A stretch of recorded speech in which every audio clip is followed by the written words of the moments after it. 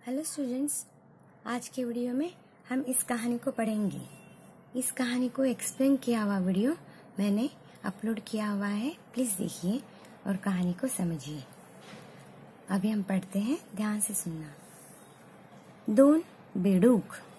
एकदा दोन बेडूक दुधाच्या भल्या मोठ्या भांड्यात पडले। भांड्यातून बाहेर पडण्यासाठी ते दुधात गोल गोल पोहू लागले। उडी मारून बाहेर पडण्याचा प्रयत्न करू लागले, पण त्यांच्या पायांना कशाचाही आधार मिळत नव्हता। त्यामुळे त्यांना उडी मारून बाहेर पडता येईना।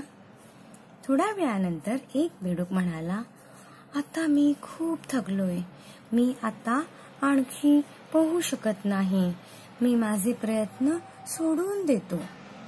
त्या बेडकाने पोहणे थांबवले।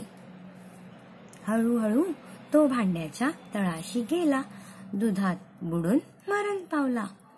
दुसरा बेडूक म्हणाला, मी प्रयत्न सोडणार नाही, मी पोहतच राहीन, काहीतरी घडेल आणि माझी नक्की सुटका होईल। असे म्हणून तो बेडूक पोहतच राहिला। त्याच्या हालचालींमुळे दूध घुसळले गेले आणि त्यावर मलई आली।